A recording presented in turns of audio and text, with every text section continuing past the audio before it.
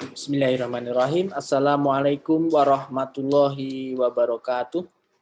Selamat pagi anak-anak semua. Bertemu kembali dengan saya Bapak Alim yang akan mengajar sejarah Indonesia. Pada pertemuan kali ini kita masih menjalani masa pandemi COVID-19 dan pembelajarannya kita lakukan secara jarak jauh, secara online. Nah, semoga kalian selalu sehat, selalu semangat dalam mengikuti pembelajaran, karena pendidikan saat ini menjadi sangat penting dikala kita tidak bisa bertatap muka untuk bisa lebih mengerti lagi. Jadi kita harus saling mengerti dalam jarak yang jauh. Di semester 2 ini kita akan membahas mengenai lanjutan dari semester 1 yang mana dulu negara kita pernah dijajah oleh Belanda, Inggris, dan sekarang adalah mengenai Jepang. Nah, di sini akan saya tampilkan PowerPoint tentang awal mula Jepang sampai ke Indonesia. Nah, awal mula Jepang sampai di Indonesia itu di tahun 1942. Nah, di slide berikut ini adalah sebuah video pendek yang mana bagaimana Jepang itu berproses secara serentak ya, menginvasi negara-negara lain. Silahkan disimak di sini.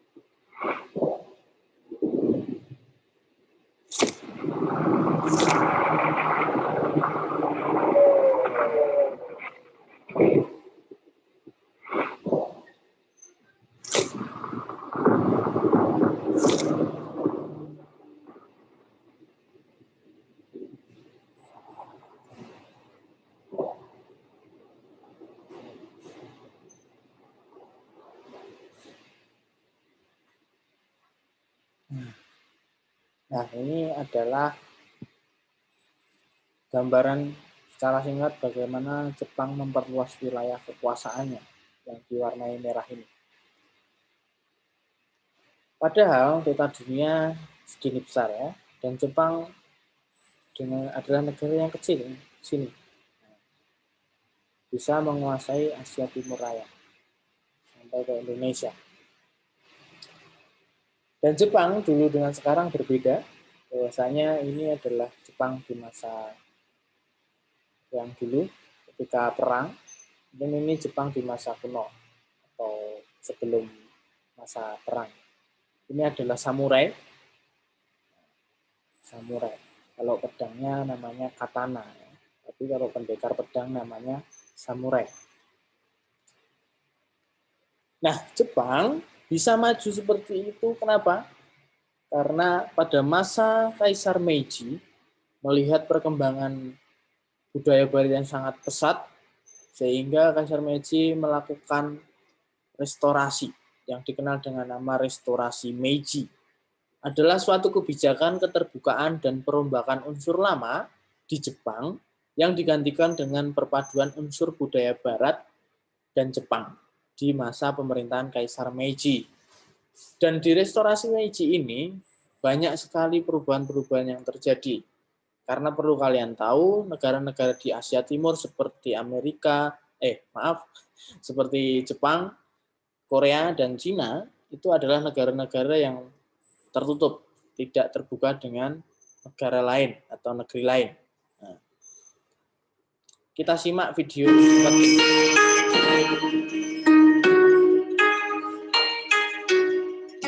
Jepang adalah negara termaju di Asia, terutama dalam bidang teknologi dan industri. Namun, tahukah Anda bahwa negara yang dijuluki sebagai negeri matahari terbit ini beranjak dari sebuah negeri yang tertutup? Melalui Act of Seclusion, Jepang secara resmi menutup kontak dengan dunia luar.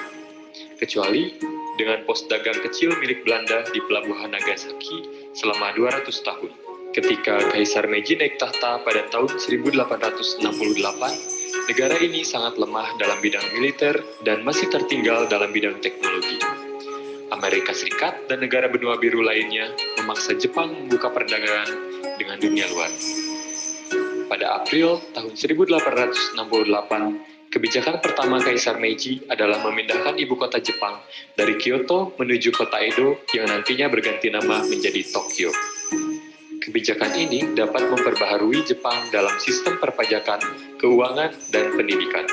Jepang saat itu masih tergolong negara agraris, mencoba melakukan langkah industrialisasi, terutama dalam bidang transportasi, industri, dan komunikasi. Pada tahun 1872 hingga 1890, pembangunan rel kereta api mulai dikerjakan dengan panjang 2.250 km. Pemerintah mendirikan sistem pendidikan umum dengan menggratiskan selama 6 tahun. Pemerintahan umum menekankan penguasaan baca, tulis, hitung, serta pendidikan moral yang menganut kesetiaan dan kecintaan kepada kaisar, bangsa, dan negara. Tahun 1945, Jepang kalah dalam Perang Dunia Kedua, dikarenakan Amerika Serikat menjatuhkan bom di Hiroshima dan Nagasaki yang merupakan pusat perekonomian dan mengakibatkan inflasi ekonomi Jepang naik yang berdampak pada kemiskinan. Tetapi, semangat Jepang tak memudar. Mereka gencar memperbaiki perekonomian dengan cara meningkatkan industrial, dengan mengundang pengajar-pengajar ahli dari luar untuk mengajar generasi muda Jepang, baik itu di dalam bidang pendidikan dan industri, sebagaimana yang berkembang di negara luar. Sehingga, perkembangan industri Jepang sangatlah cepat. Hal ini disebut dengan restorasi Meiji, yaitu keterbukaan terhadap negara luar. Hingga sekarang, Jepang menjadi negara Asia termaju karena diturunkannya oleh sistem leluhur mereka.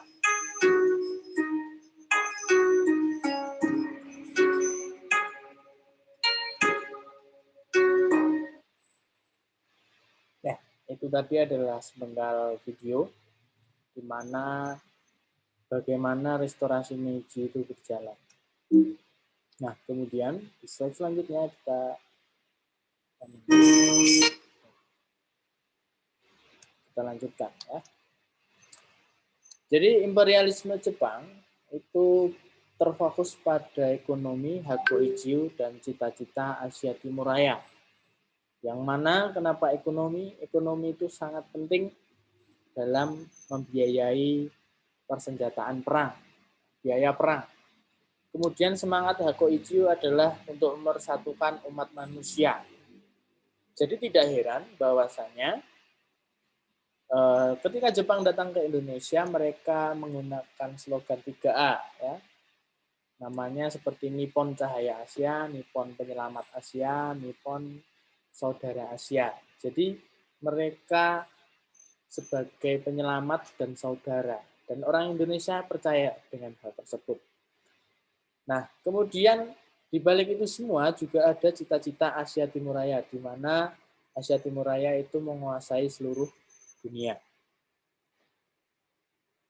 Di sini, sebelum masuk ke Indonesia, Jepang itu juga menyerang ke Pearl Harbor yaitu Angkatan Laut Amerika Serikat pada tanggal 7 Desember 1941 dengan tujuan memudahkan Jepang dalam penguasaan wilayah Asia Pasifik. Nah, di sini dari pulau ini ya, ini melakukan penyerangan ke Pearl Harbor. Nanti videonya akan Bapak tampilkan proses penyerangan ke Pearl Harbor-nya. Itu sampai difilmkan. Kemudian ini proses masuknya Jepang ke Indonesia di sini. Tadi di video di awal sudah Bapak berikan. Nah, ini adalah penggalan video proses penyerangan ke Pearl Harbor. Silahkan disimak.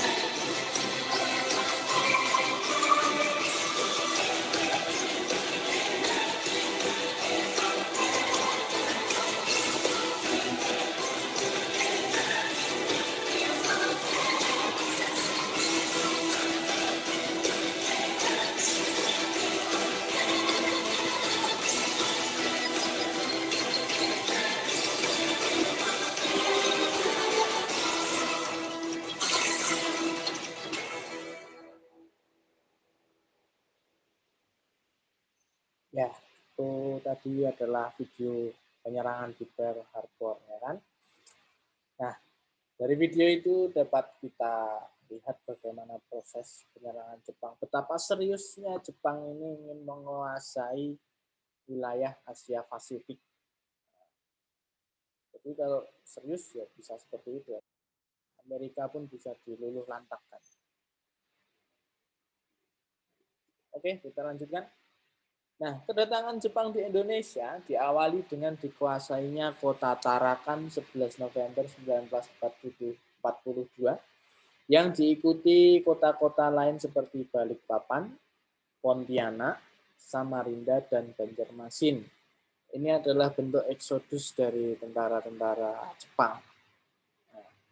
Kemudian, tujuan penjajahan Jepang ke Indonesia adalah menjadikan Indonesia sebagai pemasok bahan mentah, membantu perang Asia Pasifik yang lebih dikenal Asia Timur Raya, kemudian sebagai sumber tenaga buruh dengan upah yang murah, dan sebagai pasar hasil industri Jepang.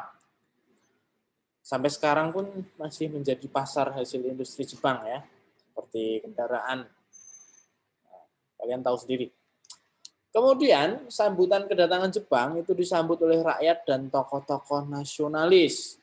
Nah, yang pertama rakyat meneriakkan Banzai, Banzai, yang berarti selamat datang kepada Jepang. Jepang berdalih menyatakan diri sebagai saudara tua Asia. Jadi rakyat merasa diselamatkan dari penjajahan Belanda. Nah, tidak tahunya kan keluar dari mulut buaya, masuk ke mulut singa. Seperti itu. Kemudian tokoh nasionalis, kedatangan Jepang juga disambut baik oleh para tokoh nasionalis bagi pemerintah Jepang. Dengan dukungan tokoh nasionalis diharapkan akan mendapatkan dukungan massa demi kepentingan Jepang. Jadi ketika pemimpinnya mendukung, otomatis pengikutnya juga akan ikut mendukung. Dan bahkan tokoh nasionalis kita Bung Karno atau Insinyur Soekarno pada masa itu memberikan pidatonya. Dapat dilihat di video berikut ini. Saudara-saudara, musuh kita yang terbesar, yang selalu merusak keselamatan dan kesejahteraan Asia, terus juga merusak keselamatan dan kesejahteraan Indonesia, ialah Amerika dan Inggris. Oleh karena itu, di dalam peperangan Asia Timur Raya ini, maka segenap kita punya tenaga, segenap kita punya kemauan, segenap kita punya tekad, harus kita tujukan kepada hancur leburnya Amerika dan Inggris itu. Selama kekuasaan Amerika dan Inggris belum hancur lebur, maka Asia dan Indonesia tidak bisa selamat. Karena itu, semboyan kita sekarang ini ialah hancurkan kekuasaan Amerika, hancurkan kekuasaan Inggris. Amerika kita setrika, Inggris kita linggis. Amerika kita setrika, Inggris kita linggis. Amerika kita setrika, Inggris kita linggis.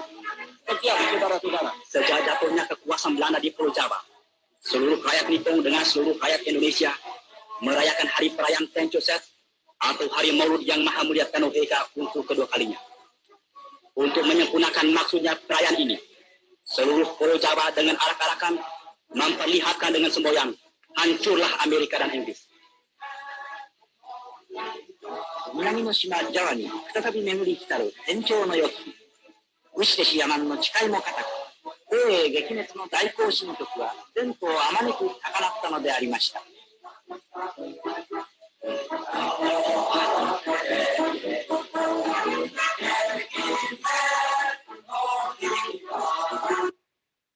Ya, itu adalah video pidato Soekarno tadi, kata-kata terkenal dari Soekarno ketika awal penjajahan Jepang.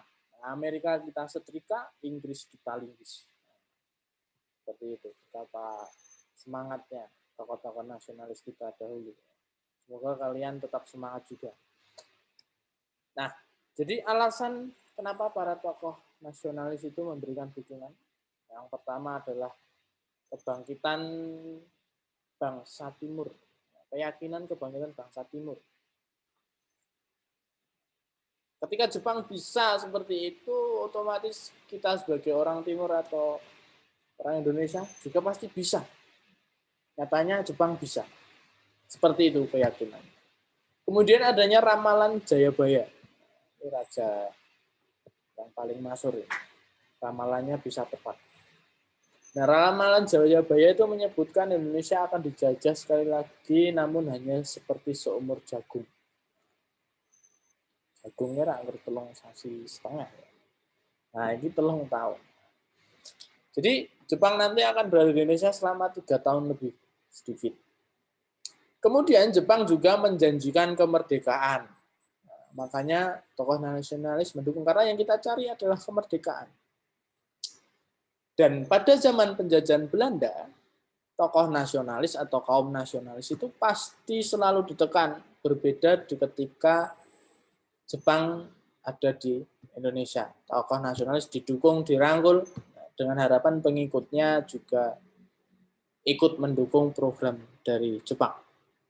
Nah, itulah presentasi dari Bapak di kali ini. Ya. Semoga kalian bisa mengerti. Ketika nanti ada pertanyaan atau apapun, silahkan ditanyakan di komen di Google Classroom ataupun di WA Group ataupun WA pribadi. Saya terima dan saya tunggu. Terima kasih, kurang lebihnya dalam presentasi ini Bapak mohon maaf. Terima kasih. Wassalamualaikum warahmatullahi wabarakatuh.